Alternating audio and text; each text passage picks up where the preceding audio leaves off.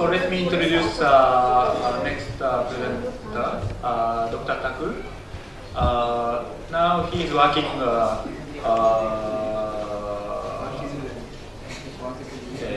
government BRK Government Medical College, Jagdalpur in Chhattisgarh, and he's so kind of associating with us for a long time.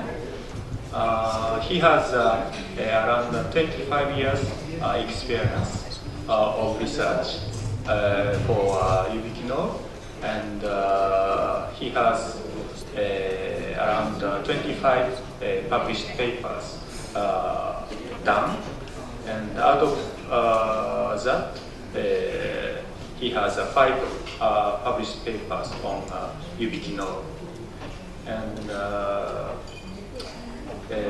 he's associating with International Coenzyme Q10 Association since 2002, and he attended many places, conference, Boston, Spain, Italy, Japan, and so on.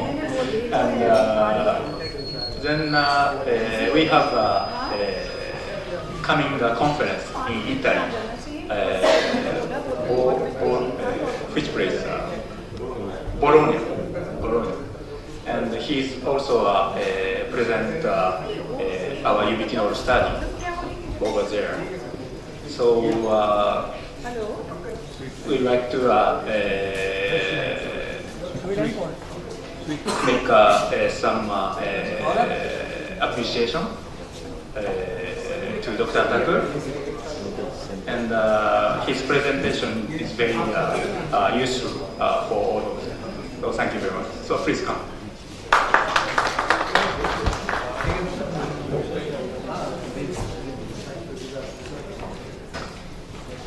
Thank you, Kusuda sir. Good evening to all of you.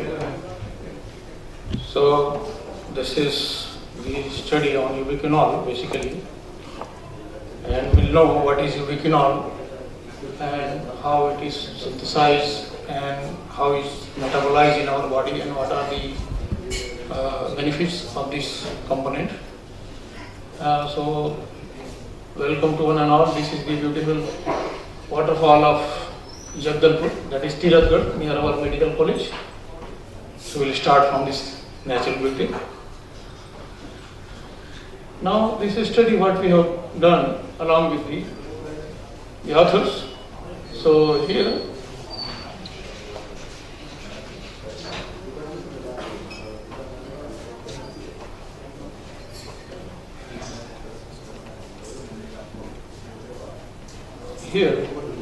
the 2 studies we have done here at the Government Medical College Jagdalpur, along with our associate Dr. G.P. Litharu, as well as Eva Funahasi of Kaneka Corporation, who is the Director of Research, and Dr. U.S. Pekra, who is the Dean right now, Professor of Medicine, and Dr. N.S. Dange, who is my associate in the Department of Biochemistry, and Dr. Prabha Chauhan, Professor and Head Department of Gynecology. We are all united, and we have started a study by seeing the infertility cases as per the medical records. So, what is basically ubiquinol? We see here the structure. It's a 1,4-benzoquinone with reverse Q, where there is quinone, and 10 refers to the number of isoprene units here. So, this compound is basically present in most eukaryotic cells, and primarily in the mitochondria, see here. So what does it mean? It's a component of electron transport chain and participates in aerobic cellular respiration. Now this is very, very important component because it is present in electron transport chain. Means it is there to carry out the generation of ATP. Generation of ATP, that is energy. And definitely all components they are present in electron transport chain redox property, oxidation and reduction property. Then only they can generate the ATP. So if you see three redox states of coenzyme Q10, one is here fully oxidized form of coenzyme Q, we call it as a ubiquinol, and that is 1,4 benzene ring. Here is oxidized form, 1,4 carbon. Here it is semi-quinol, semi-oxidized. See here 4 carbon is reduced, and here a reduced form on complete reduction 1,4, that is ubiquinol. So all three states are there, and the most important state is fully reduced form, that is ubiquinol, because we are providing this, we are giving supplement. So most of the functions of the ubiquinol are related with the presence of hydrogen or its in its reduced form. Now, discovery. So this compound has been discovered by Professor Frederick Klein in 1957 in medicines, and in 1958 its chemical structure was reported by Carl Fokker and co-workers at Merck, and in 1972 Jean-Pierre Lethal, who is our associate in the study, and Carl Fokker separately demonstrated a deficiency of coenzyme Q10 in human heart disease. This was the first detection of deficiency. Now, coenzyme Q10 as a limiting factor of respiration. Coenzyme Q10 affinity or ubiquinol affinity for the enzyme is not high enough to saturate them at physiological concentration. Means at physiological concentration there is no inhibitory effect on their enzymes. The velocity of respiration change will strongly depend on the ubiquinol concentration. Fall in OQS2 and Q2 ratio produces serious physiological and medical problems. Oxidative stress leading to involvement of Q10 as an antioxidant. Now see here this graph what it shows. In case of deficiency, the respiration rate is very, very low, and at physiological concentration, when it is there, it is around half of the after supplementation, and at pharmacological supplementation, see the concentration rate of respiration increases. It is more than double. Now, antioxidant function of coenzyme Q10. The antioxidant nature of coenzyme Q10 derives from its energy carrier function. CoQ10 inhibits lipid peroxidation by preventing the production of lipid peroxidicals. Here, lipid peroxidicals, how they are prevented by reducing or donating their hydrogen ions and get oxidized themselves, and they prevent the formation of peroxide radicals, which is very, very essential for our body. Now here, how it prevents the initial peripheral radicals and signal oxygen. See again it reduces and get oxidized itself and normalize the oxygen radicals. Now it also regenerates other antioxidants such as vitamin E.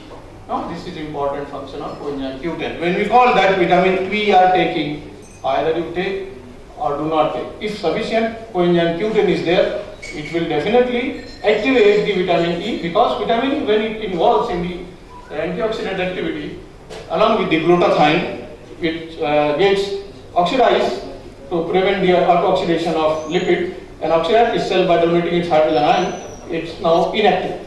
So coenzyme Q10 directly activates vitamin E, it is active form and get oxidized itself. So this is very, very important function, and the antioxidant activity of vitamin E continues. Next, this is the summary, how it helps in the initiation of the peripheral oxidation and propagation, as well as the reduction of vitamin E and or regeneration of vitamin E. Now, one of the important parameters we have studied, that is in earlier scientists have shown lipid hydroperoxide. Okay, in LDL, that is low density lipoproteins. So lipid hydroperoxide, see here the concentration is much more high when the concentration of ubiquinol is low. What happens as the ubiquinol concentration decreases after 2 hours, the hydroperoxide level increases, even though vitamin E is there. But if you supplement, what happens? The concentration of this ubiquinol, when it maintains up to 3 years, the peroxide levels decreases tremendously. So definitely presence of alpha tocopherol is not sufficient to reduce the peroxide level in LDL, which definitely here if you see the diagramic representation, the circulating coenzyme ubiquinol in LDL prevent the oxidation of LDL, therefore by providing its benefit in cardiovascular diseases.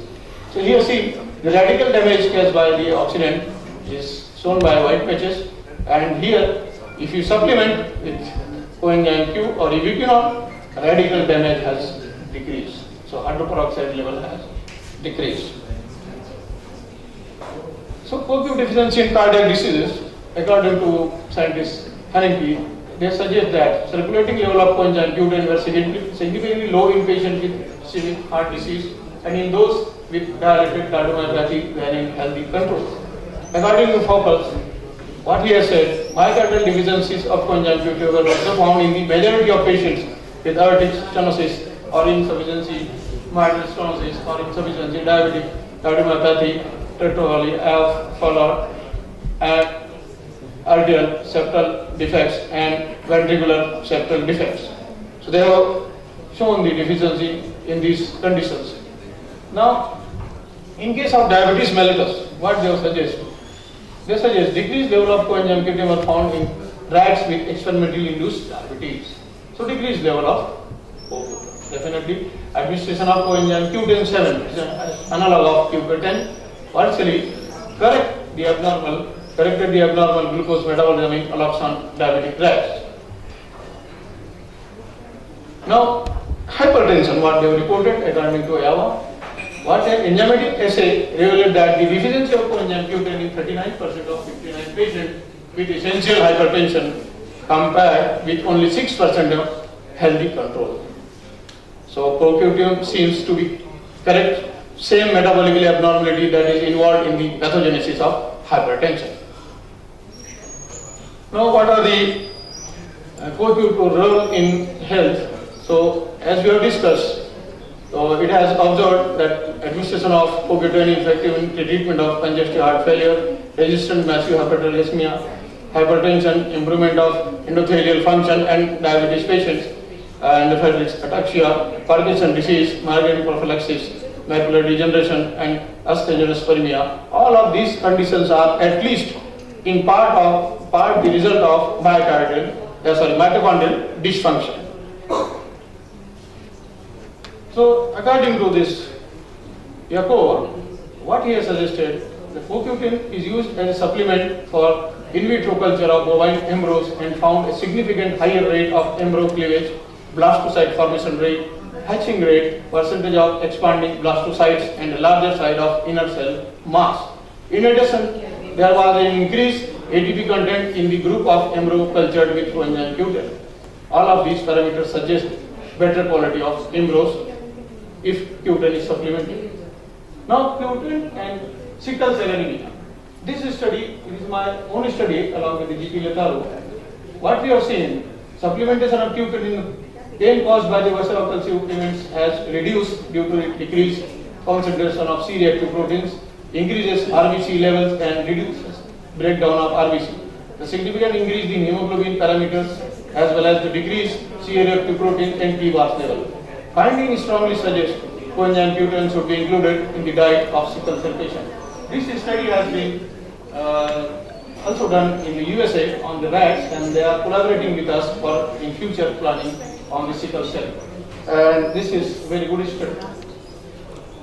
Now sources of coenzyme Q10 of ubiquinol cereals as well as Q9, CoQ10 in soybeans. Now see here, soybean and soybean oil, what we call, is the richest source in oil. As well as is also present in walnuts, almonds in oils and fruits rich in oil and in green vegetables. Now spinach are particularly richest in green vegetables source. Very good source of CoQ10. Now absorption. Q10 is crystalline powder that is insoluble in water. Absorbs follow the same process that is part of lipid, and uptake of mechanism appears to be similar that of vitamin E, another lipid soluble nutrient. Normal plasma level being 0.79 plus minus 2 microgram per ml has been shown by Jean-Pierre Letaru. Now biosynthesis. How this component is synthesized in our body. So acetyl-CoA, what we have seen is synthesis of cholesterol. Biosynthesis of cholesterol is here. So acetyl-CoA is the precursor, and formation of farnesyl pyrophosphate, which is a component which can go toward the synthesis of squalene and cholesterol. The farnesyl pyrophosphate is diverted toward the formation of beta-catenyl pyrophosphate, and tyrosine is an essential amino acid which provides 4-hydroxybenzoate, which combines and generates ubiquinol. That's why it has been earlier reported that when we treat the patient with statin and norstatin of the cardiac patient, so level of this coenzyme Q10 was observed very, very low. So then the supplementation of statin along with supplementation of ubiquinol along with the statin has started to prevent the cardiac, to generate the energy in the cardiac muscles. So this is the pathway how it gets synthesized, and the gene involved in the includes the DSS1, PDSS2, and CoQ2 and the CoQ8, CAB, CA1. This is this pathway how it gets synthesized in our body. Now we will come to on this our study. Human spermatozoa represents a growing list of cell types that exhibit a capacity to generate reactive oxygen species when incubated under aerobic conditions. So now what are those reactive oxygen species they are generated by the human spermatozoa? The hydrogen peroxide crosses the membrane, the sperm, and the superoxide anions and hydroxyl radicals, the hypochlorite radicals, superoxide anions are produced as primary product that subsequently disperses to hydrogen peroxide. So ultimately generation of maximum hydrogen peroxide is there, and significant role of free radicals is also there in this sperm physiological process. Capsaicin means maturation, complete mature behavior of sperm, as well as the apparatization, as well as sperm-oocyte fusion requires. The earlier report says that little bit concentration of the free radicals. Now, what happens? Spermatozoa are sensitive to oxidative stress, because they lack cytoplasmic defense. It's a very important thing. They lack cytoplasmic defense. Sperm plasma membranes are, especially polyunsaturated fats, are vulnerable to attack by reactive species, causes lipid peroxidation. Seminal oxidative stress in the male damages sperm plasma membrane and loses its DNA integrity. Normally it is balanced by antioxidant scanning system.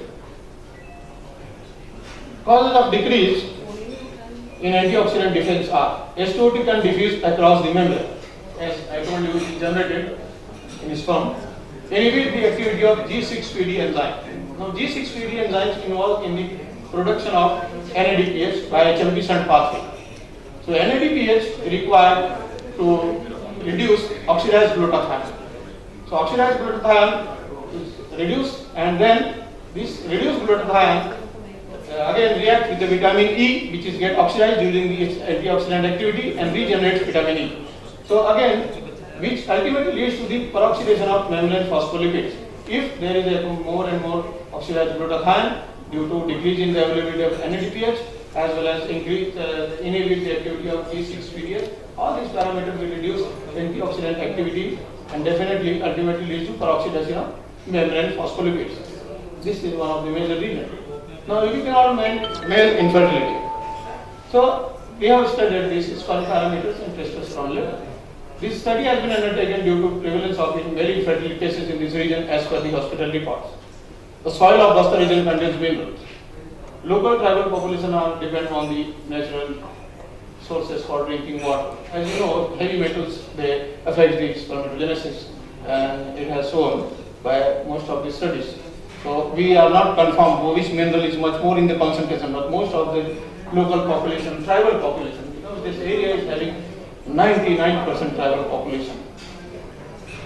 Now this study includes sperm parameters of OPD patients having oligospermia and idiopathic asthenospermia, the loss of reduction of sperm motility in semen. The total sperm parameters are sperm counting, motility, physical characteristics, and measurement of testosterone level to analyze the testicular cell response to ubiquinol. Material methods we have taken. 60 male patients of age group between 20 to 40 years were included in the study without consuming any oligosteric treatment. The duration of the study is 6 months, and the dose is 150 mg of ubiquinol in the form of capsule prescribed by the physician and gynecologist which are supplied by the Kaneka Corporation Japan.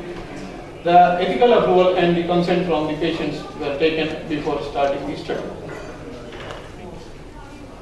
Exclusion criteria: we have split the patient with a known history of diabetes, hypertension, obesity, tuberculosis, mental disturbance, alcoholic, hypothyroidism, prostatic, genital trauma, and the testicular person, and the genital surgery, urinary tract infection, or previous hormonal therapy, endocrinopathy, or conditions which would impair sexual performance or the ability to provide semen samples, and unluckily unavailability for the follow-up also.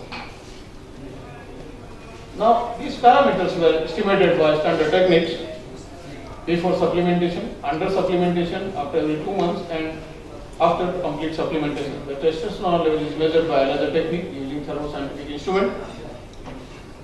Now, what the result suggests here? The result shows the total sperm count increased by 53%. So, before Q10 it was value, and after Q10, of course, it's a significant increase. So, what here the normal range, what we call, is 40 to 200 millions per ml, but here before the normal range is so high because here if you see the value before here 50, the standard deviation is more because most of them they were having low values, and few of them they were around 50 and 40 millions. They are also having reported oligospermic by the Department of Gynecology. So we have taken them also. So due to this, the value is showing more, but in fact most of the patients they are having less than 30 millions. And here the increase is much more. What we have observed is a significant result. And the total sperm motility, its motility was also observed 20% high here. The high motility before and after supplementation. And here, out of total motility, the quantity of rapid motile sperm increased up to 41%. Motility definitely has increased, and it was before 42.5, and after it was 59.8. Good result. And the number of sluggish motile sperm was decreased, approximately 29%. Earlier it was high, later on it was decreased after supplementation of ubiquinol. Now, non-motile sperm count, you see it was very, very high. After that, it is decreased. Okay, 55%, more than 50% less non-motile sperm was reported. Now, testosterone level was maintained during the whole study. There was no much more variation in the testosterone. Now, this is the comparative graph, not needed here. You see discussion. Now, other scientists and other researchers, what they have reported here, so exogenous administration of 200 milligrams ubiquinol twice daily increases both ubiquinol and ubiquinol levels in semen. They are studied in semen level, which can be effective in improving sperm kinetics features in patients affected by idiopathic hysterocytosis. Now, OQ deficiency could be presumably be a contributing factor for factor 2 infertility. According to Yaminara, what he has suggested, the administration of 10 milligrams per day of OQ7 resulted in a significant increase in sperm count and motility in a group of infertile men. As you earlier, 10 milligrams as a low dose. Now, according to Litharu, the ubiquinol group had a significant decrease in the serum follicle stimulating hormone and luteinizing hormone at its 26-week treatment phase. They highlighted that the lower serum follicle level stimulation hormones implies better spermatogenesis. So it is good for the spermatogenesis. That means spermatogenesis requires this OQ or ubiquinol. Now, according to Muhammad Riaz, what he has suggested, the supplementation of 300 mg of conjunctive in 212 infertile men resulted in statistically significant improvement in sperm density, sperm motility, improved acrosomal reaction required for fertilization, and lowers FSH, has increased FSH level associated with poor spermatogenesis. Good result by Muhammad Riaz. Now, according to this Belfria, what he suggests, the exogenous administration of 200 mg of OQ7 for 6 months may play a positive role in the treatment of hysterocytosis. Next study. is according to Levy. Coenzyme Q10 is found indigenously in sperm meat piece. Now coenzyme Q2 recycles vitamin A, as I told you earlier, control its pro-oxidant capability and involvement in its energy production. Now, according to this Thomas, in vitro incubation of semen samples of infertile men with 50 millimolar of coenzyme Q10 or ubiquinol significantly increases sperm motility in vitro. Oral supplementation of 60 milligram of ubiquinol in these infertile men was seen to be improve fertilization rate without affecting semen parameters. According to Aleva, oral administration of 200 milligram of coenzyme Q10 or ubiquinol for 4 months has been shown to inhibit hydrogen peroxide formation in semen fluid. It's a very dangerous oxidant. Now, according to Allen, the administration of CoQ7 resulted in significant increase in sperm count and motility in a group of infertile men. Now, what Jean-Pierre Letharou suggests and Luca that CoQ10 has been found improve sperm count and motility on Agenster spermia. Moreover, for the first time, CoQ10 was found to decrease the incidence of preeclampsia in pregnancy. This is one of the important reports given by the Jean-Pierre Letharou, who is a pioneer in coenzyme Q10 research. Now, in view of their positive finding, I decided to give 150 million of ubiquinol to patients in our study, and the findings suggest the ubiquinol helps the formation of more sperms with increasing its motility. This may be probably due to its role in the mitochondrial bioenergetics and prevention of sperm from oxidative damage as an antioxidant. The testosterone level is maintained maybe due to less oxidative damage of testicular cell in presence of ubiquinol. Now, findings suggest the morphology of flagellas was also improved, as it might be due to reduced oxidative stress, because long structure of flagella is more exposed to oxidative damage. Thus, the prevention of flagella increases the sperm motility. The exogenous administration of CoQ10 may play a positive role in the treatment of asthenospermia. This is probably the result of its role in mitochondrial bioenergetics and antioxidant properties. So, conclusion. Here what we conclude, the ubiquinol therapy may be useful for the treatment of idiopathic oligoasthenospermia patients of male infertility, as it has a significant effect on sperm parameters. The paper has been accepted in Indian Journal of Clinical and Diagnostic Research on 8 June and will be published very soon. If you get in PubMed, you will find the paper. Now, that was the male portion. Now, here it is a female. Okay? Shall I stop or continue for female? Continue. So, ubiquinol. What ubiquinol we have taken for the to see, analyze serum reproductive hormones of several patients. Here is amenorrheic patient. Secondary causes of the infertility. Infertility can be defined as lack of pregnancy after 1 year of labor and contraceptive course. Approximately 15 to 20% couples of reproductive age are infertile. Amenorrhea is one of the major causes of female infertility. Functional hypothalamic amenorrhea is one of the most common cause of secondary amenorrhea, mostly due to the stress related and exercise related. See here the stress related. Stress is the cause which generates more and more oxidants and produces oxidative stress, and also exercise related. Aneurysm is directly linked to the neurohormonal and hormonal background of functional hypothalamic amenorrhea.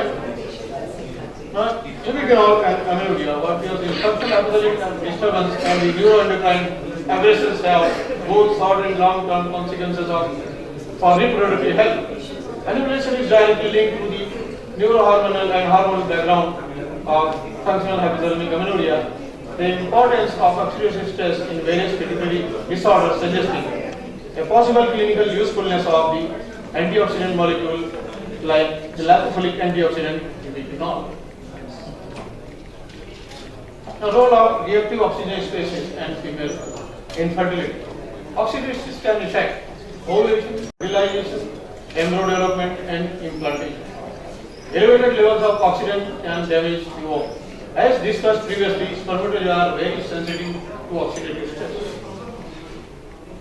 Now, here, oocyte reactive oxidative stress exposure the oxygen species exposure associated with intracellular signaling to induce this engineering response, resumption of Neo6 1 alphabet, decreased fertilization and blastocyte development, decline in ovarian function, decreased estrogenesis, and inhibit fecal intestinal cell proliferation in corpus luteum function.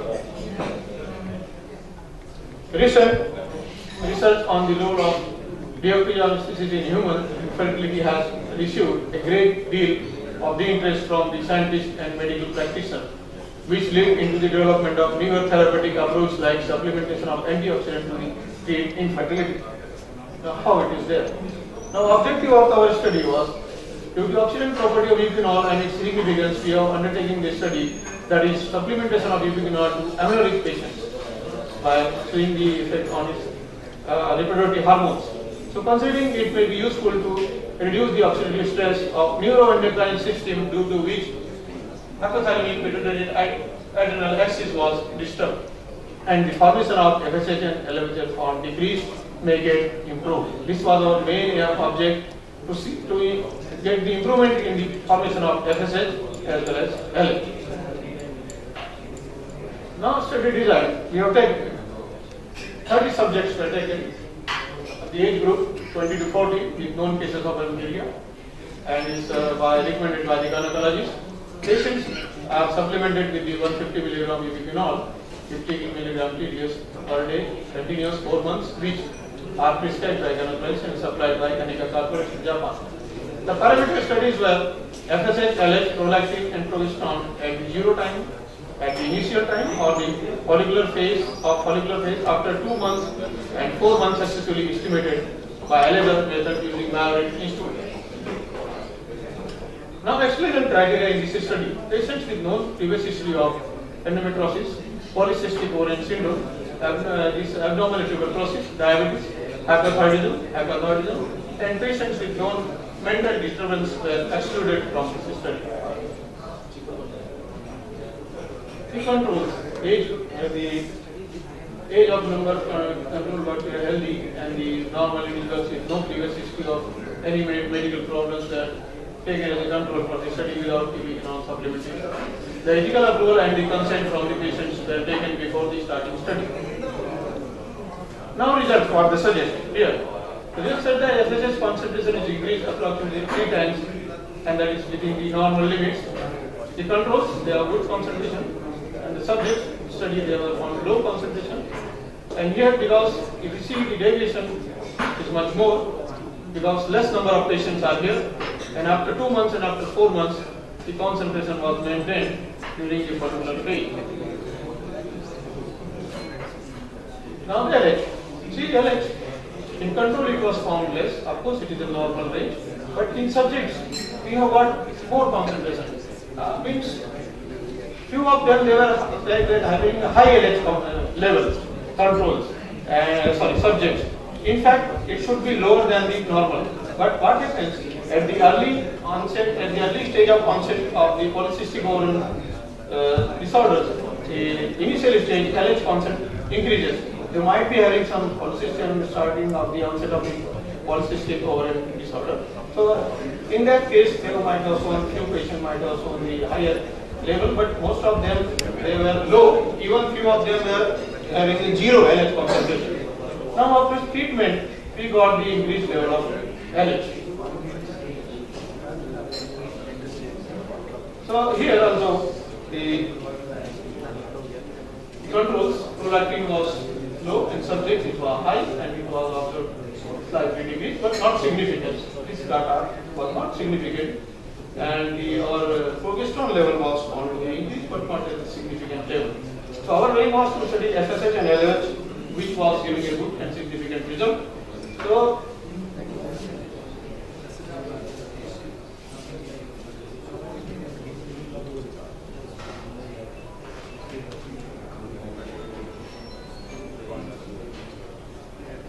here, the standard chart, what is represent is only FSH and LH will be useful, and definitely the class, because in case of administration, the lower level was very, very low, and the FSH and LH accumulate information of this is what we got follicle and further metabolites. Now discussion. According to OVA et al., what he suggests, the enhancement of ability to conceive was observed remarkably increased with higher antioxidant in follicular fluid with successful in vitro fertilization. So definitely higher antioxidant concentration is there in follicular fluid, so IVF will be more successful, what he suggests. And according to earlier studies by Zahn, what he says, the antioxidant promotes embryonic germ cells proliferation, cytoplasmic maturation of meiosis II, oocytes, and induces the thecal intestinal cell proliferation, proper serum collagen formation, dominant follicle selection, and aid in the meiotic spindle formation in mature meiosis II oocytes. These are the findings. According to Antonio, who is an endocrinologist, and Lidaru, what they are saying, this is can affect by different mechanisms. This low level in plasma, in fact, can be due to accelerated metabolism and or consumption such as hyperthyroidism and acromegaly, or a reduced synthesis such as hypoadrenalism and hypogonadism. So this is how we say circulating plasma level have been decreased. In main case, hyperthyroidism, hypoadrenalism and hypogonadism will reduce the synthesis, as well as hyperthyroidism and acromegaly increase the consumption. Both the reasons they are found in circulating level. According to Zaya, the mitochondrial nutrient CoQ10 have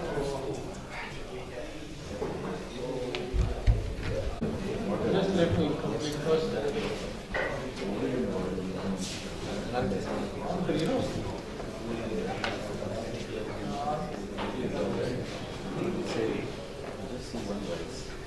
CoQ10 had played a role in the oocyte maturation in Europe, but it was just in 2011. Now, according to Turi, what he has suggested, that they have demonstrated the presence of CoQ in human follicular fluid.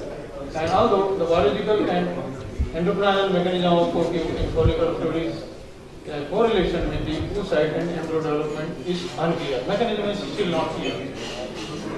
Now, according to abstract presented at the third conference of the International Coenzyme Q10 Association, the low Q2 level could be correlated with an imperfect follicular maturation responsible for the difficulty in aspiring the oocyte from surrounding cell. One of the important issues.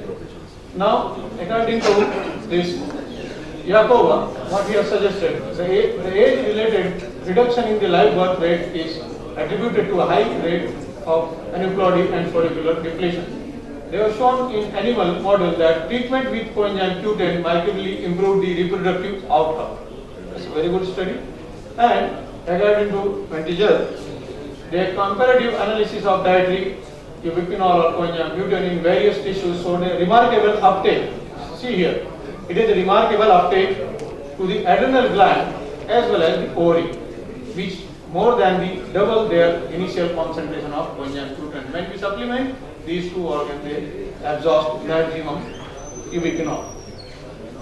Now, according to abstract presented in 5th International Coenzyme Conference at Fujiwara, and the oral administration of coenzyme Q10 to female mouse related that coenzyme Q10 was transported to ovarian tissue in all age examined. In all age, increased intravenous coenzyme Q10 levels reduce systemic oxidative stress.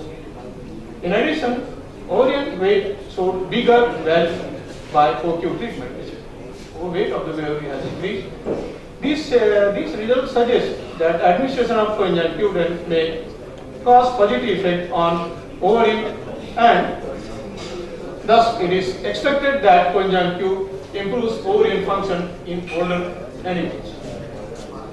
Now, according to a study by Yakova, a hypothesis emphasizing the role of mitochondrial dysfunction in the reproductive system and suggesting the use of mitochondrial nutrients such as adjuvant treatment in older patients with infertility. So mitochondrial nutrient is nothing but ubiquinol. So according to Gill and Flower, a possible role of coenzyme Q10 as an antioxidant may offer novel therapeutic option in the management of female infertility. It's a very important hypothesis what we have shown. Now present study, what we have got, FSH as its action on the ovarian follicle, what the function of FSH as well as LH are mentioned here, and definitely they increase, the FSH increases and the receptors on the neuronal cells, LH receptors and the formation of estrogens and proliferation of neuronal cells, and LH causes ovulation, production of progesterone from luteal cells, conversion of lymphocyte into lymphatic cells, membrane corpus luteum. Now, a hypoparathyroidism deficiency of this luteinizing hormones and follicular stimulating hormone can produce amenorrhea and infertility in women and impotence and infertility in men. Further, elevated prolactin levels suppress the FSH and LH. In fact, high level of hyperprolactinemia can be considered nature for the subject. Now, but continued presence of progesterone causes extinction of LH and which degenerates corpus luteum and stoppage of progesterone secretion. In this study, the secretion of progesterone has not found significantly, which may not have a degenerative effect on the corpus luteum. Thus, the cyclicity of progesterone is explained. Significant increase in FSH and LH after supplementation of 150 mg ubiquinol per day in the reduced form of might have reduced the oxidative stress by its lipophilic antioxidant activity. And conclusion, what we have concluded here, the supplementation of 150 mg may reduce the oxidative stress in neuroendocrine system, which further improves the function of hypothalamic pituitary ovarian axis and leads to increased secretion of FSH and LH. Further studies are required with more number of subjects to getting much more statistical significance done. Now you see here, we have taken only 30 subjects. 30 subjects, definitely variation is more. We require more than 100 subjects, but still we have got good results. And he is, all of you know, he is Frederick Crane, who has discovered the coenzyme Q10. Fellow has discovered and has done a lot of research. And it's thanks to Dr. G.P. Litharu, who is also the chairman, who was the chairman for more than 10 years of the International Association of Coenzyme Q10, almost 15 years, and he was associated with us in the study. And last but not least, he is Dr. Punasi, he is the director of research of Kaneka Corporation. He is my good friend, and he has motivated us to carry out the research. And his team, they have provided support. Thanks to all of them for this study. And this is final thanks. And this beautiful scene is of Jagdalpur. It's a mini Niagara Fall, more than 600 meters is a fall. It's beautiful. All of the India is in Jagdalpur, mini Niagara Fall. Thank you.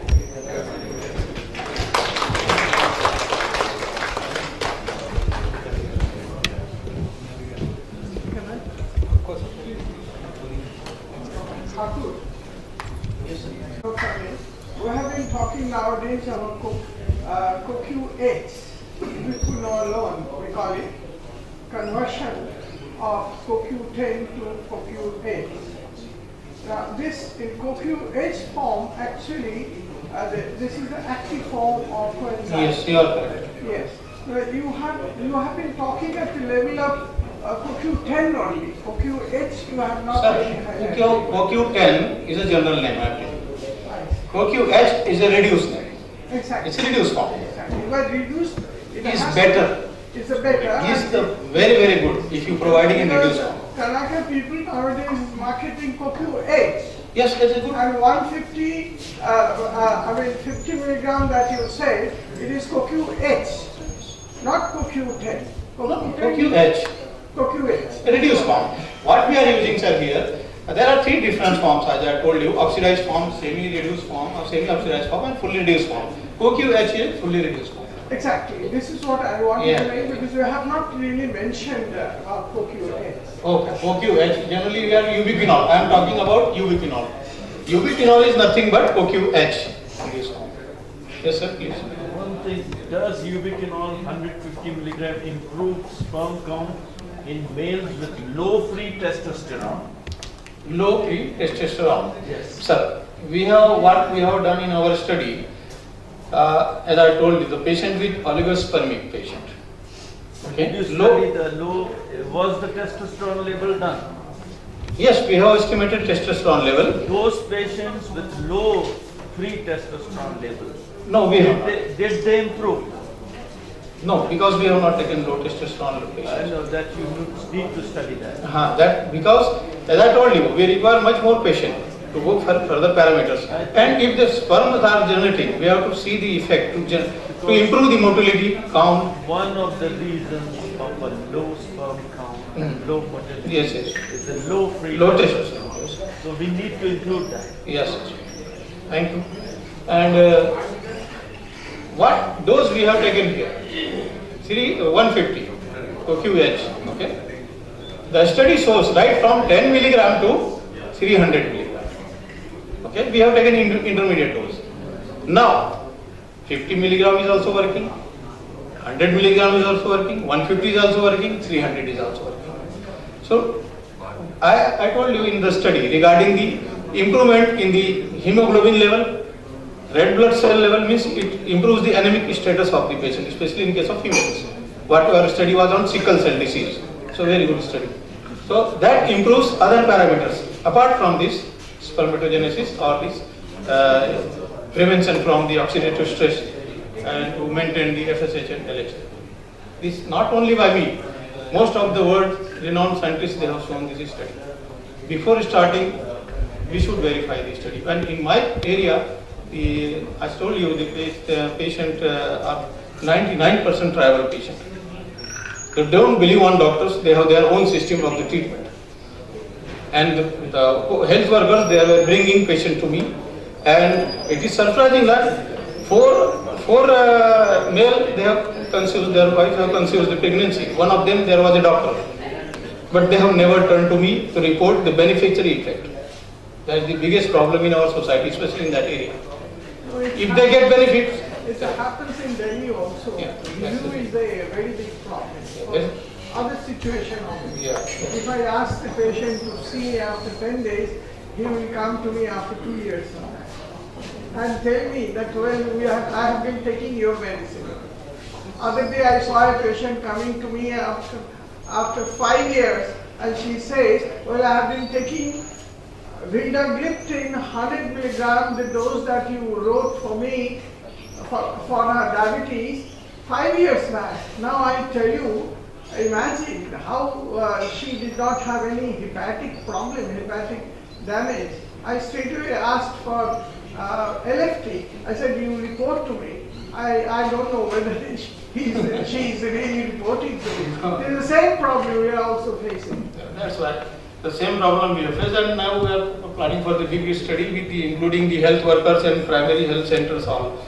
Because I was very much upset when the doctor who has got an issue and was not ready to report me. Once I met after 2 years to that fellow, then I asked, how are you? He is an MBBS doctor. He laughed, sir, I got issue. Are you idiot? You should have told me. So this is the situation in our society to follow up this study. Either we require indoor, this patient cannot be indoor. We have to control them. And controlling, especially illiterate tribal, is very, very No, the fact is, CoQ10 has to be converted into CoQ8. The younger age group, it freely gets converted. Sir, it But is- elderly people, you have to give CoQ8. Yes. And CoQ8 or CoQ10 as such, it works. We have seen as per different studies, as per our experience. No, sir, that And so rest assured, if the patient says that he has been taking it, that means he's taking it and getting the benefit of it. That's all. You see? now KQH is very good because you are taking in reduced form. I'm telling you. Exactly. Again, it requires reduction in body if you take in oxidized form. Yeah, because antioxidant properties will be It's the, much one of the wonderful, as I told you, even though vitamin E is not there, it is fully inactive. This will activate that vitamin E. That's the biggest advantage of this. Perhaps Reduced CoQ8 form you it is understood. effective. Yes. In elderly. In reduced form it is Yes, effective. it will reduce. Without the reduced form it's not. No, it will be effective, but reduce will be more effective. No, reduced form is effective because it is in elderly people it becomes very low, whereas in small infants is very high. And in elderly people, conversion, reduction of CoQ10 to Is CoQ8 reduced. is reduced. Much Yes. Reduced. That is the And reason. so- That's the reason. So, But it can be used in all degenerative disorders. In all. Yes, yes, why not? I mean, that's such a big list of indication you are making. Yeah, definitely. And we have also been using it for last so many years. Yes. So this is very good product, and as So for the even if the patient is not reporting for us for review in time, as long as he's taking it, I think the purpose is served. You see, it's simple. And you will know, or seeing your say, if the patient is really taking it or not. You see, I may not know it, but you know it. And maybe patient sees me after 5 years, then you are assured, at least for 5 years he has taken your product. And after 5 years, after all, when he finally comes, I find him improved. So many of your patients may not be coming to you, but they are coming to us. Exactly. This is what I'm telling you. This is what I'm telling you. Many of my patients are going to you, as you know, as I know.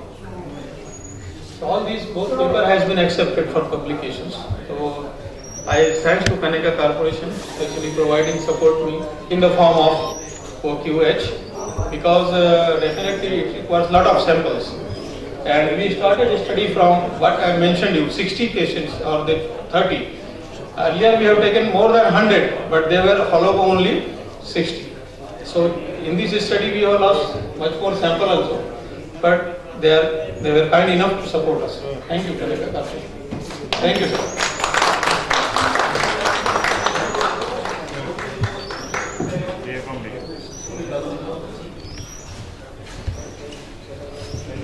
Time, the dinner is ready, so it's a little delayed, but please come and have dinner with us.